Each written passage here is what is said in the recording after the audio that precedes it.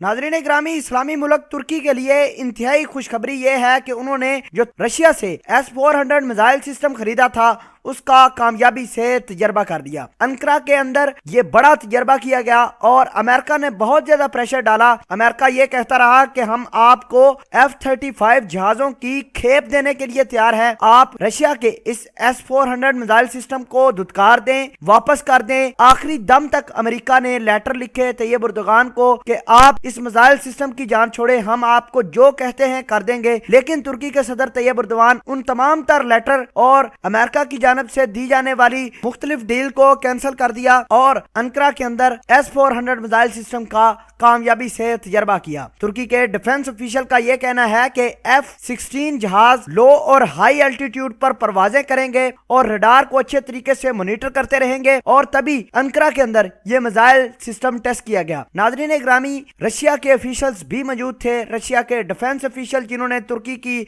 Army को, defence वालों को ट्रेनिंग दी, वो भी मौजूद थे टेस्ट के दौरान और कामयाबी से टेस्ट किया गया। अमेरिका ने दुनिया जहान के लोग और दुनिया जहान की बातें तुर्की के बारे में की कि तुर्की ने बहुत गलत किया, तुर्की को ऐसा कर देंगे, तुर्की की इकोनॉमी कोलैप्स कर देंगे, तुर्की के खिलाफ बड़ी पाबंदियां लगाएंगे। लेकिन मर्द मुजाहिद तैयब एर्दोगान अपनी बात पर कायम रहा, उसकी फौज ने उसका बड़ा साथ दिया, जबकि रशिया ने पीछे से बहुत ज्यादा सपोर्ट की और रशिया की बदौलत ही S-400 मिसाइल सिस्टम तुर्की के अंदर आए। नाज़रीन ग्रामी, इससे पहले तुर्की के पायलटों को जो कि F-35 जहाजों की अमेरिका के अंदर ट्रेनिंग ले रहे थे, जो ही ये डील हुई रशिया के साथ तुर्की की, तो अमेरिका ने तुर्की के पायलटों को अमेरिका से निकालना शुरू कर दिया और ये कहा कि अब तुर्की के बुरे दिन शुरू हो गए। इन्होंने रशिया के साथ हाथ मिलाया तो मिलाया क्यों। बहरहाल मर्द मुजाहिद ने कामयाबी से अपनी आंखों से इस S-400 मिसाइल सिस्टम जो कि अपने सही टारगेट को निशाना बनाया, उसका कामयाब तजर्बा देखते रहे। और आपको ये बताते चलें कि अमेरिका के व्हाइट हाउस ने एक